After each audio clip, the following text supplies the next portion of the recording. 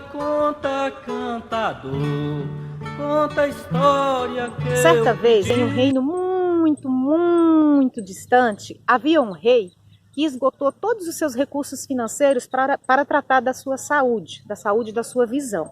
Após passar por muitos médicos, ele recebeu o diagnóstico de que o seu problema não tinha cura. Ele ficou muito triste, passou os dias recolhidos e um dia chegou uma senhora no palácio pedindo ajuda e, sabendo da enfermidade do rei, ela pediu para falar com ele. Como ele era um rei muito humilde, ele aceitou falar com aquela senhora. E ela falou para ele, falou: Vossa Majestade, eu sei onde tem um remédio que pode curar a sua enfermidade. Ela falou para ele: existe uma fonte milagrosa, que é a fonte das Três Comadres, mas é num reino muito distante daqui.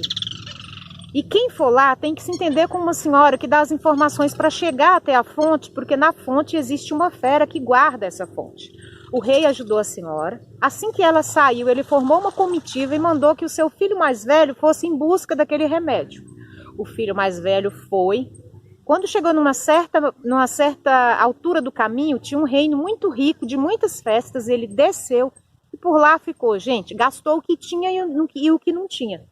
O pai dele deu prazo de 1 ano para ele voltar, mas completou 1 ano e ele não voltou. O rei já começou a ficar preocupado, formou outra comitiva e mandou o seu filho do meio. O filho do meio foi, chegando naquele reino das festas, desceu, gastou tudo, contraiu dívidas que não conseguiu nem sequer voltar para casa. Passado 1 ano, o filho do meio também não voltou para casa. O rei já estava sem esperança nenhuma de se curar. Mas ele tinha um terceiro filho, que ainda era uma criança, e o príncipezinho falou: papai, eu vou buscar a cura para você. O rei não acreditou, mas o menino insistiu tanto, que a sua mãe, a rainha, conversou com o marido e ele autorizou o menino a ir, mas falou: não, vou formar uma comitiva com mais gente para te proteger.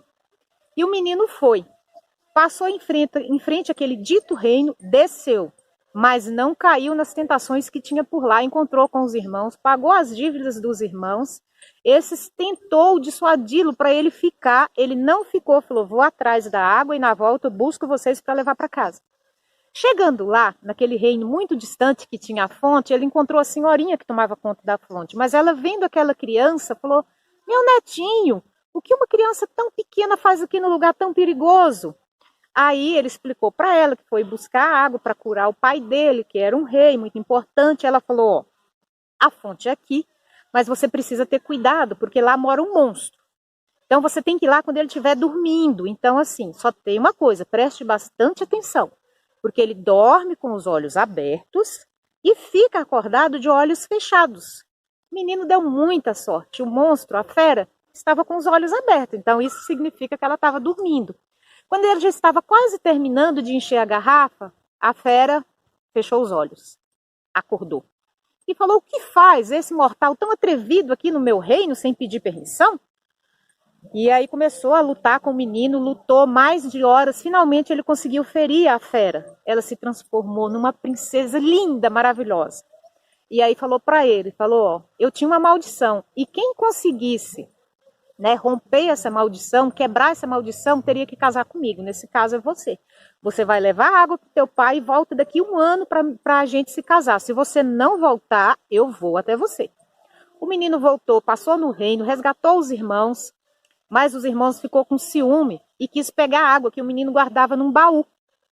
Então eles convenceram ele a dar um banquete de comemoração, fez ele beber.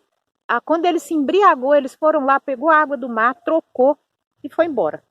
Quando chegaram no reino, foi muitos dias de festa. Quando o rei passou a água nos olhos, quase morreu de tanto ardor. Era água salobra do mar. Ficou com tanta raiva do menino que expulsou ele do reino e jurou de morte. Só que os empregados do rei ficaram com dó de matar uma criança e abandonou ele numa estrada. Ele foi parar na casa de um roceiro e lá foi transformado em escravo. Os 2 irmãos falaram que quem levou a água foram eles. Enfim, o rei passou e enxergou claramente como este dia.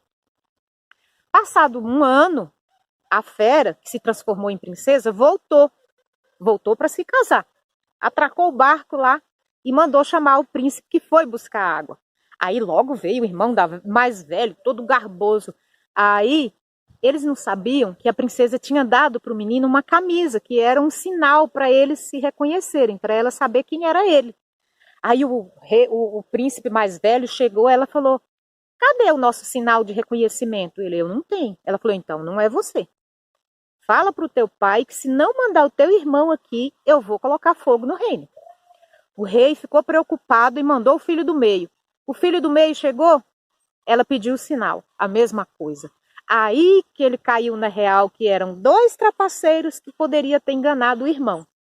E ele tinha mandado matar o filho mais novo, o que fazer?